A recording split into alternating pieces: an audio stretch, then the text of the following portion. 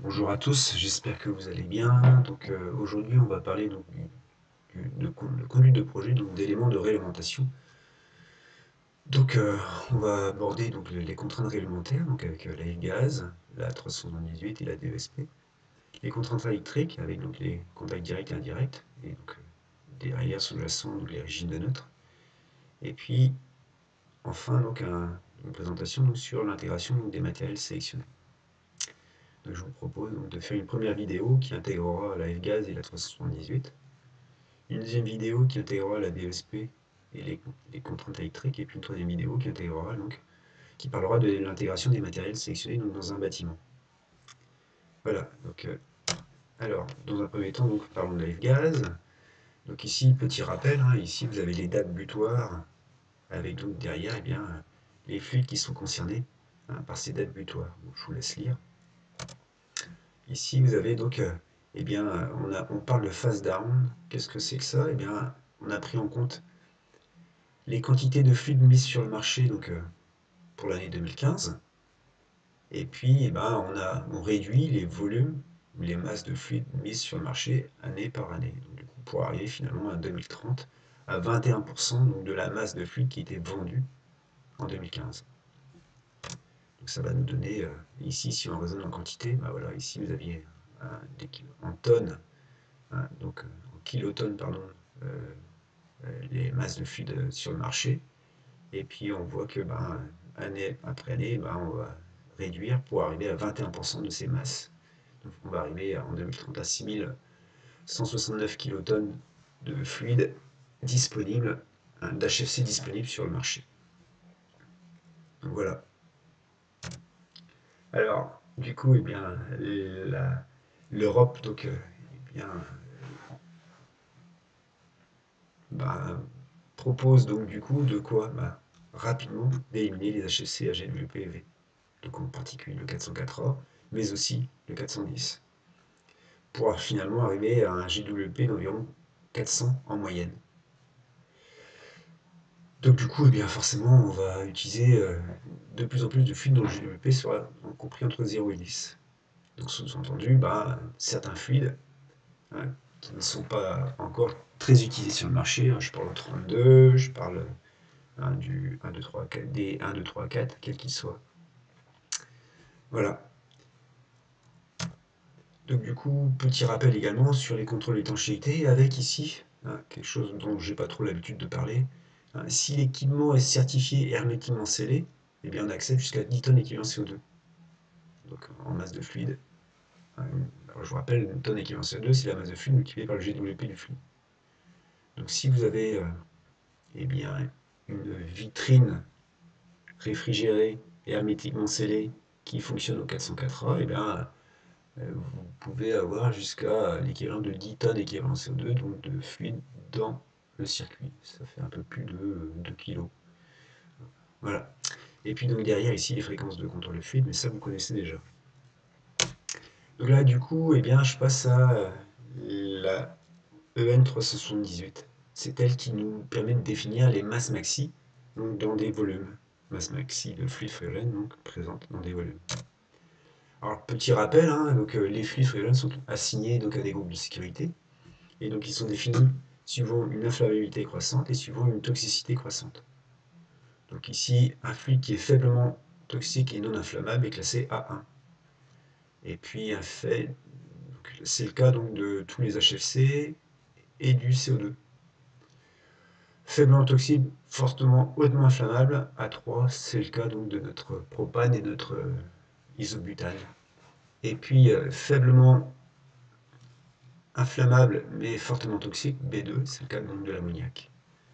Voilà, donc ici, hop, petit tableau récapitulatif. Donc on retrouve ici tous nos fluides qu'on utilise fréquemment, avec donc ici la classe, le groupe de sécurité. Alors ici, certains parlent de groupe L1, L2, L3. Donc L1, ça correspond au groupe A1, L2, c'est le groupe A2, B1, B2, et L3, c'est A3, B3. Et puis ici, vous avez la limite pratique, en kilogrammes de fluide par mètre cube d'air donc mes cubes de volume de pièces. Donc je reviens ici à ma présentation. Du coup, eh bien, ils ont, du fait qu'on utilise de moins en moins d'HFC dont les GWP sont élevés, au détriment donc de fluides donc avec des GWP beaucoup plus faibles, hein, entre 0 et 10, et ben on a été obligé d'introduire une nouvelle classe d'inflammabilité, la classe 2L, hein, puisque on va utiliser du R32, ce R32 est inflammable, et donc du coup, eh bien, ou de 1, 2, 3, 4, et donc du coup, ces fluides étant inflammables, eh bien, on va fabriquer des mélanges qui vont être légèrement inflammables. Donc du coup, d'où la classe ici A2L.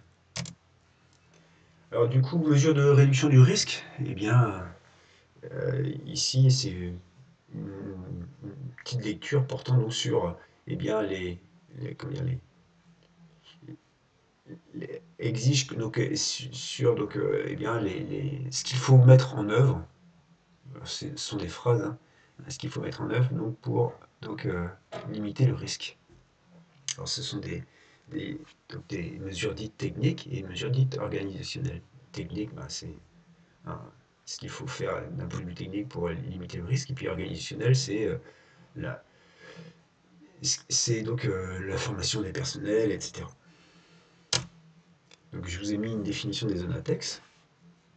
Donc à savoir que nous, nos salles et machines, hein, eh bien, elles sont classées zone 2. Donc zone 2, qu'est-ce que c'est? Ben, c'est un emplacement où une atmosphère explosive n'est pas persistante. Hein, c'est un cas de fuite uniquement. Alors donc du coup ici, la masse de fluide maximale donc, dans une zone, eh bien ça dépend de quoi? La catégorie d'accès, donc de l'application, de l'emplacement donc des matériels et du réfrigérant qu'on utilise.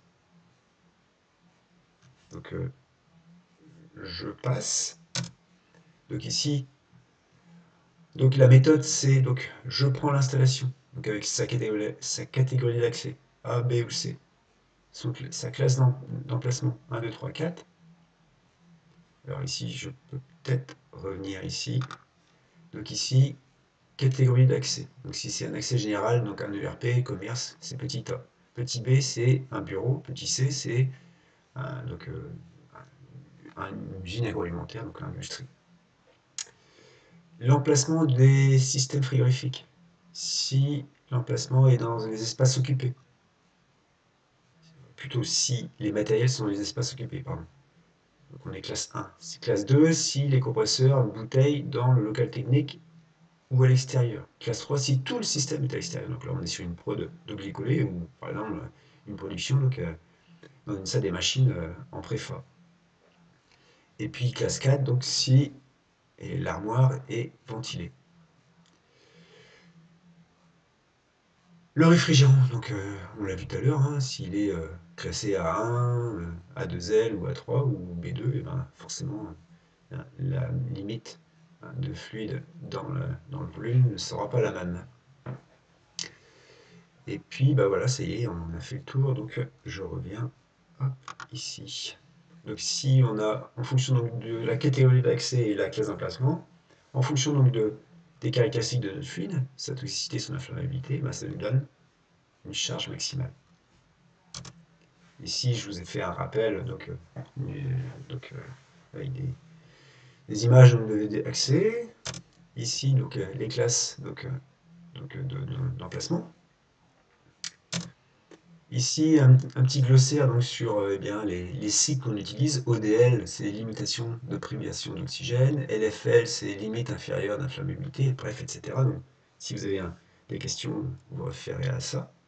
Je vous rappelle que ce document donc, est en PDF donc sur Froidtechno. Et bien, avec tout ça, on arrive donc à, ici, la EN 378 définit un tableau en fonction donc, de la classe d'inflammabilité du fluide, de son utilisation A, B ou C, confort, autre application, classe de classification d'emplacement, 1, 2, 3 ou 4, et bien vous avez une formule qui vous donne ici, qui vous donne la masse maxi. Donc ici, tout ça c'est tiré de la EN 378, hop, ici, pardon, EN378 avec des tableaux là. Voilà. Ici, par exemple, vous avez le tableau donc, pour les fluides de la classe A. Donc là, on voit qu'effectivement, il n'y a pas beaucoup donc, de restrictions. Si ce n'est ici, hein, pour les ERP, limite de toxicité fois le volume de la salle. Donc, comment dire, pour calcul de la masse maxi donc, de fluide. Si le système est entièrement dans le volume occupé. Donc je reviens ici. Voilà. Donc là ici, ça y est, j'ai présenté comment ça se passe. Donc la concentration des fluides, eh bien vous avez, eh bien, je vous ai fait un récap hein, donc pour différents fluides qu'on a l'habitude d'utiliser. Donc la valeur donc, de la limite de concentration, ici la quantité limite de réfrigérant avec ventilation minimale, et puis là ici c'est quantité limite de réfrigérant avec ventilation additionnelle. Voilà. Donc nous ici, on va souvent avoir ça à prendre en compte dans nos salles et machines puisqu'on va ventiler. Justement, ça nous amène donc à la diapo suivante où on parle donc de ventilation de la salle des machines. Avec donc du coup ici, eh ben, la ventilation doit assurer la ventilation doit être suffisante à la fois pour les conditions normales et pour les situations d'urgence. Conditions normales, c'est 4 volumes par heure. Et puis l'urgence, ça pourra aller jusqu'à 15 volumes par heure. Et puis vous avez ici la formule qui vous donne le débit minimum en fonction donc, de la masse de fluide qu'il y a donc dans le volume. Voilà, donc je vous laisse regarder ça de plus près et je vous remets vers moi si vous avez des questions. Donc les mesures donc, de sécurité, avec donc toujours dans la salle des machines, hein, avec donc détection, alarme, ventilation, et puis des vannes donc, à positionner. Le marquage, toujours marquage, et j'ai fini donc, ma présentation donc, sur la F-gaz et la EN378. Donc, je vous invite à regarder donc, une deuxième vidéo. A tout de suite.